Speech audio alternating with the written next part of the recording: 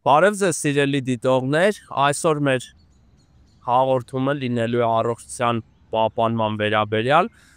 շատ հետաքրքիր քննարկում զրույց ենք ունենալու սննդաբան մասնագետ Լիլիթ Առաքելյանի հետ։ Ողջույն ձեզ սիրելի Լիլիթ, շնորհակալություն, որ համաձայնվել եք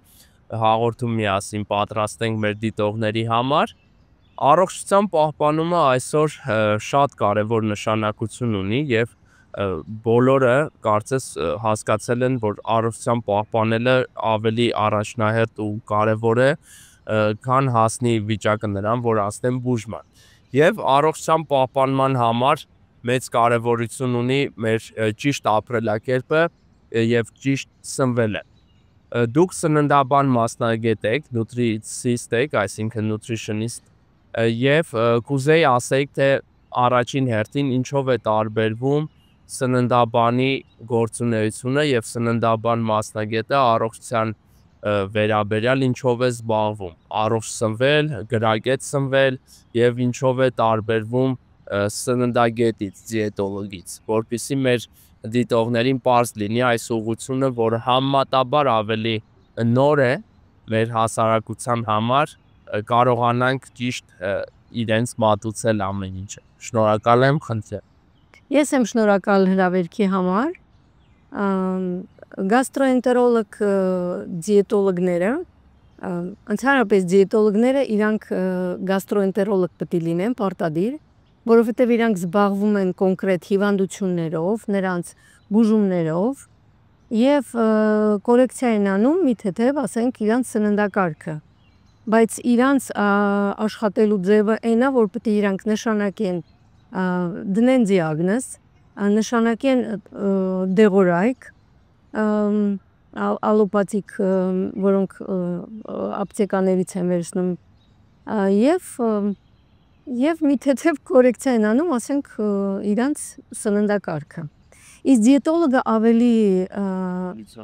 նուտրիցիոլոգը ավելի ուղղվածություն ունի սննդակարգի, իր ապրելակերպի մասին, այդ ինքը չի օգտագործում, եթե ինքը կոնկրետ բժիշկ չի նշանակում ոչ մի դեղորայքային միջոցներ, կարող է կորեկցիա անի հավելումներով, տարբեր տեսակի դա կարող են լինել միկրոէլեմենտներ, վիտամիններ, ինչ ֆորմաներով նրանք լինեն, որ ավելի ճիշտ ու լավ յուրացվեն։ Նուտրիցիոլոգի աշխատանքը վասնանում դրանում է։ Այսինքն կարող ենք ասել, որ սննդաբանը իր հաճախորդները, իր այցելուները մեծամասամբ դրանք առողջ մարդիկ են, առողջ քաղաքացիներ են եւ որոնք որ հետաքրքրված են իրենց առողջությունը պահպանելուն եւ սնունդը ճիշտ կարգավորելու, սնվելը ճիշտ կազմակերպելուն ու այնտեղ խնդիրները եղած սնվելու հետ կորեկցիայի ենթարկելու։ Ճիշտ հասկացա ձեզ։ Այո, շատ ճիշտ է։ Շատ լավ։ Եթե մենք դիտարկենք սննդաբանի աշխատանքը, օրինակ մարդկանց ավել մարմնի զանգվածի հետ կապված, կամ եթե ունեն առողջ մարմնի զանգված, դրա հետ կապված պահպանելու հարցերը, ինչ դեր ունի սննդաբանը, nutritionist մասնագետը մարմնի զանգվածը ճիշտ պահպանելու, կորեկցիայի ենթարկելու հարցում, խնդրեմ։ Ընդհանրապես, որպեսզի նիհարի մարդը, միշտ մարդիկ մանեն գալ ինչ-որ մի հատ ռեցեպտ, որ ասենք հարևանը դրանով նիհարեց կամ չգիտեմ բարեկամը, բայց իրականում չկա տենց կախարդական տաբլետկա, որը ազդում է բոլորի վրա ու բոլորի համար ինքը պետք է լինի իդեալական, որովհետև մենք իդեալական չենք բոլորս, ունենք մեր խնդիրները, մեր գենետիկան ունենք, մենք ունենք մեր հիվանդությունները, որ ասենք կյանքի ընթացքում ունեցել ենք եւ նա չունի մյուսը։ Հա, մեկը պահպանում է իր առողջությունը, որովհետև ինքը ունի նորմալ քաշ ու իր մետաբոլիզմը ավելի արագ է, քան թե այն մյուսինը, որ սաղ կյանքը ասենք սնվել է սխալ, ունի սապուտստուշիլիքը հիվանդություններ, որոնք ուղեկցող խնդիրներ, որոնք ծանրացնում են այդ վիճակը Դրա համար նուտրիցիոլոգը պետք է այդ ամեն ինչը շատ լավ հասկանա, անցկացնի անամնես, այսինքն եւ իր կյանքի, եւ իր ապրելակերպի, եւ իր հիվանդությունների, այդ ամեն ինչը շատ մեծ կապ ունի։ Նաեւ մենք ուսումնասիրում ենք իրանց ծնողների հիվանդությունները, տատիկը, պապիկը, ինչ հիվանդություններ են ունեցել, որ իմանանք մեր շեշտը ինչի վրա դնենք, եւ ուզում եմ ասեմ, որ բոլորի համար այդ դիետան խիստ տարբեր է, եթե մենք այդ ամեն ինչը ուրեմն ուշադիր մանրամասն յուրահատկություններով ամբողջական վերլուծության ենթարկենք, այո։ Այո, բացի այդ ուզում եմ ասեմ, որ շատերը ովքեր ունեն ավելորդ քաշ, իրանք ասում են, այ իմ գենետիկան շատ վատ է։ Իմ տատիկն է չաղել, պապիկս, մամաս, իմ հորեղբայրը, բոլորը։ Ու դրանով ուզում են կամ արդարացնեն, կամ չգիտեմ, կամ միգուցե իրան գիտեն, որ գենետիկան այդքան նշանակություն ունի իրանց, ասենք, այդ ավել քաշի պահով, բայց ուզում եմ ասեմ, որ երբ որ մենք անալիզ ենք անում, ասենք իրանց սննդակարգը ոնց են իրանք ծնվել իրանց ընտանիքում, նույն այդ տեղը, որտեղ իրանք ծնվել, մեծացել են, չէ՞ որ ամեն ընտանիք ունի իր տրադիցիաները։ Եվ երբ որ նայում ես, տեսնում ես, որ ավելի շատ ակցենտը դրած է եղել խմորեղեն, պիրաշկի, բուլկի, ասենք այդ Ասավենի կարկանդակները։ այո, կարկանդակ, գաթա, չգիտեմ, ես երևի չթվեմ, բայց ընտանիքներ կան, որ ուգլիվոդները, էցի բիստրոները արագ, այո, շատ են իրենց ռացիոնում։ Շատ է իրենց ռացիոնում, եւ իրանց այդ կարզինկայից էլ, երբ որ տեսնես, թե իրանք ինչ են առնում, ասենք, երբ որ գնում են սուպերմարկետ, արդեն երևում է, թե ամբողջ կարզինան կարող է 80-90% լինի բիստրե ուգլիվոդի, օրինակ խաչապուրի հաց, մակարոն, բրինձ, որոնք պրովոկացիա են ենթարկում նյութափոխանակությունը եւ բերում են քաշի արագ ավելացման։ Ես կարող եմ մի հատ լայֆհակ տամ, որ բոլորին ինքը հարմար կլինի, ռուսերեն ասում են правило тарелки, երբ որ մենք վերցնում ենք ափսեն, եւ այդ ափսեն մտովի կիսում ենք երկու մասի, այդ մի կեսը պետք է լինի պարտադիր մրգեր եւ բանջարեղեններ, այդ կեսը կարող է լինի, քիչ քանակ չի, այսինքն կա, որ մարդ կշտանա հենց դրանով։ Այն մյուս կեսը մենք կիսում ենք երկու մասին, այսինքն այդ քարորտները, մեկը կլինի սպիտակուց, կարող է լինի միս տարբեր ձևերի, դա կարող է լինի ձուկ, ասենք կարմիր միս։ Այն մյուս կեսը մենք վերցնում ենք ուգլիվոդներ, այ ուգլիվոդի չափը այդ ածխաջրերի, որոնք ու շատ ցանկալի է, որ դա լինի ոչ արագ, այլ ցելնազիրնավոյի կաշի, ամբողջահատիկ, այո, հացահատիկներից պատրաստված հացամթեր կամ չէ, շիլաներ կամ տարբեր, այո, ածխաջրերը պարունակեն ամբողջահատիկ հացամթեր, հացահատիկներ եւ չլինեն մշակված, չէ՞։ Այո, շատ ճիշտ է։ Հաջորդը, որ կուզեմ խոսամ, հիմա մեր, ասենք, հացի մասին եմ ուզում խոսեմ, որովհետև մենք հայերը շատ ենք սիրում ու շատ ենք օգտագործում հացը, ու որ ասում ես մի քիչ հացի քանակը պետք է քիչացնես, շատերը ասում են, բայց մեր ինչի հացը քիչացնենք, որովհետև մեր տատիկները, մեր պապիկները, մեր նախնիները շատ են օգտագործել եւ հիմա ինչի ենք խոսում, որ ինքը ունի գլուտեն, հա, ինչ է տեղի ունեցել, որ այն ժամանակ լավ էր, հիմա մենք գտնում ենք, որ վատ է, հա, նուտրիցիոլոգները եւ դիետոլոգները։ Ասեմ, որ մեր տատիկների ու պապիկների հացը ու մեր հացը դա լրիվ տարբեր հացեր են։ Նախ եւ առաջ իրանք օգտագործել են ցելնազիրնավոյ խլեբ, ամբողջահատիկ հացահատիկներից, այո, եւ ամենակարևորը, որ ամենակարևոր եւ ամենաօգտակար բաները հացի մեջ այդ իրակեղևի մեջ, հա, այսինքն երբ որ մենք վերցնում ենք առնում ենք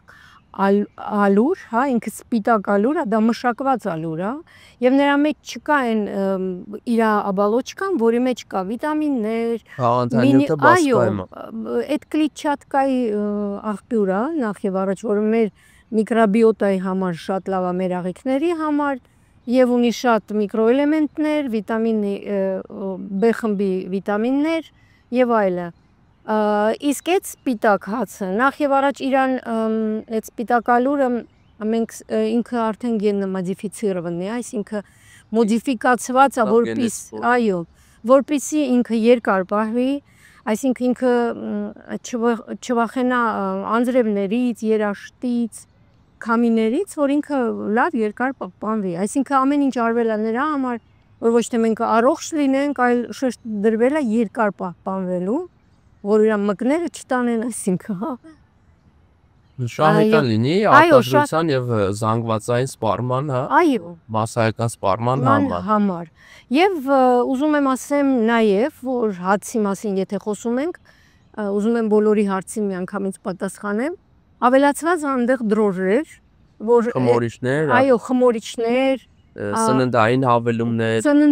հավելումներ, Նաև ես շատ եմ նկատել, որ հացի մեջ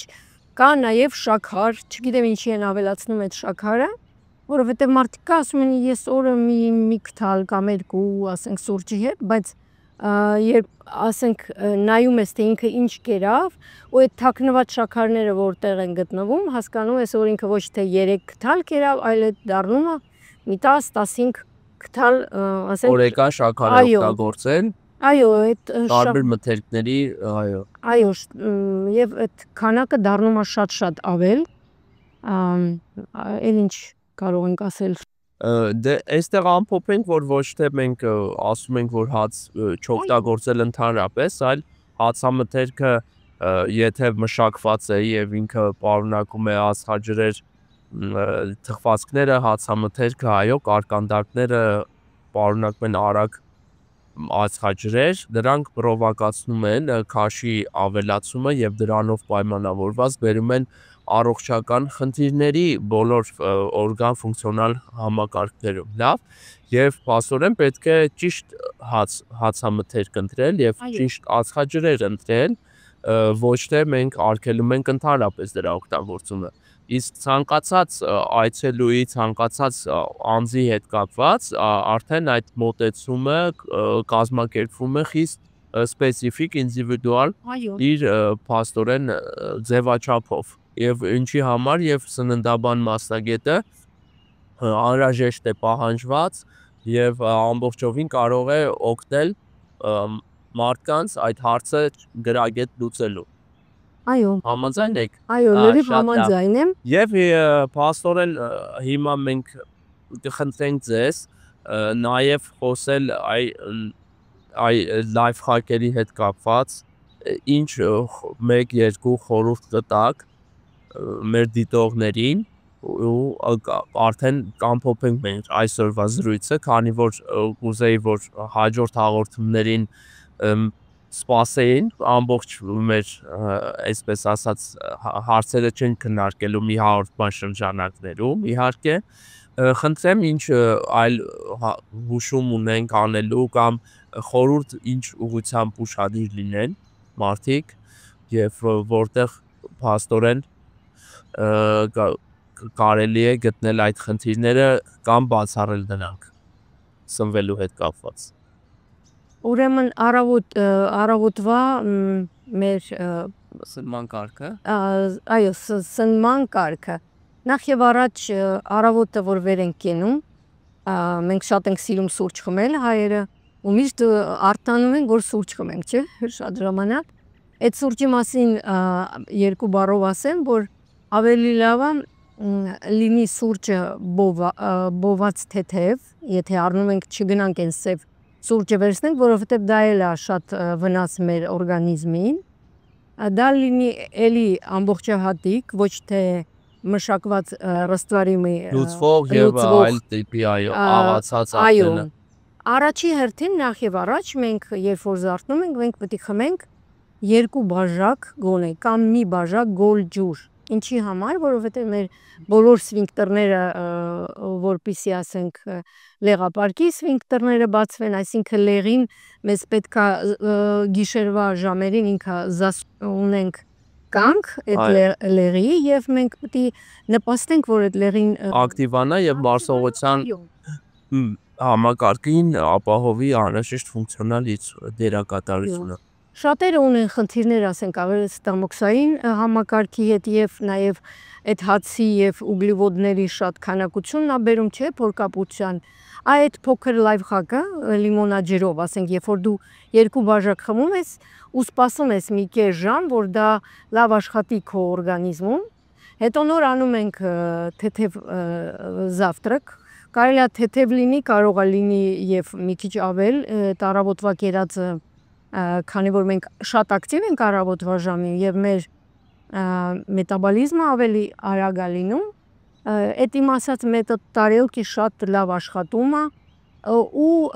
որ ասում ենք բալանսավորված սնունդ, դա պետք է լինի ափսեի մեջ եւ սպիտակուտ եւ ճարպեր եւ ածխաջրեր։ Այսինքն այդ կեսը մենք վերցրեցինք, որ լինի բանջարեղեն եւ մրգեր։ Կարող ենք օրինակ բիլոկը առավոտը շատ լավ է, օրինակ սպիտակուց ձվածեղի տեսքով կամ ձուխա շատ լավ է, եթե չունեն ոչ մի, ասենք, հակացություն ձևերի նկատմամբ չէ, ասենք շատերը ունեն ալերգիա, եւ մնացածը կարող ենք վերցնել եւ ճիշտ ճարպեր, օրինակ ավոկադո, կարող ենք ավելացնել այնտեղ ոչ թե արեխի, ընկուզեղեն, այո։ Ընկուզեղեն, Նուշ գետնա, նուշ, տուկ, այո։ Հա, ու կարելի է եւ ցելնը ամբողջահատիկ ծորենի շիլաներ, այո։ Շիլաներ, բայց պետք է աշխատենք, որպեսզի մեր օրգանիզմը ամեն ինչ ստանա, ինչ իրան պետք է, ոչ թե դատարկ կալորիաներ, այլ լինի ամեն մեր ուտելու մեջ սպիտակուցներ, ածխաջրեր եւ ճիշտ ճարպեր։ Այդ առաջինը, երկրորդը ասեցի այդ ջրի մասին, եւ օրվա ընթացքում 1.5-ից 2 լիտր գոլ ջուր խմելն է շատ լավ։ Կամ սենյակային ջերմաստիճան։ Այո, կամ սենյակային ջերմաստիճան, բայց ոչ թե սառը։ Ինձ թվում է եւ ժամանակին քնելը երևի։ Այո, առողջ քունը եւ հանգիստը միանշանակ դրանք առողջության պահպանման համար անփոխարինելի եւ պարտադիր գործոններ են, հատուկ այդ թեմայով մենք առանձին հաղորդում զրույց կունենանք։ Սիրելի դիտողներ, թույլ տվեք այսօր այսքանը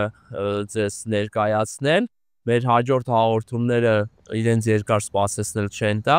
եւ մեր ալիքով եւ մեր սոցիալական էջերով կլինեն հաճախակի հաղորդումներ սննդաբան բժիշկ Լիլիթ Առաքելյանի հետ։ Շնորհակալություն բոլորից, շնորհակալություն ձեզ։ Ես եմ շնորհակալ։ Այսօրվա հետաքրքիր եւ շատ պետքական կարևոր քննարկման համար։ Խնդրում եմ բոլորդ բաժանորդագրվել մեր էջերին եւ տարածեք ձեր էջերից անձնական մեր այս հաղորդումը, օգնենք առողջ ազգաբնակչություն ունենալու եւ առողջությունը պահպանելու հարցում մեր հարազատներին եւ ընկերներին։ Շնորհակալություն։ Շնորհակալ եմ։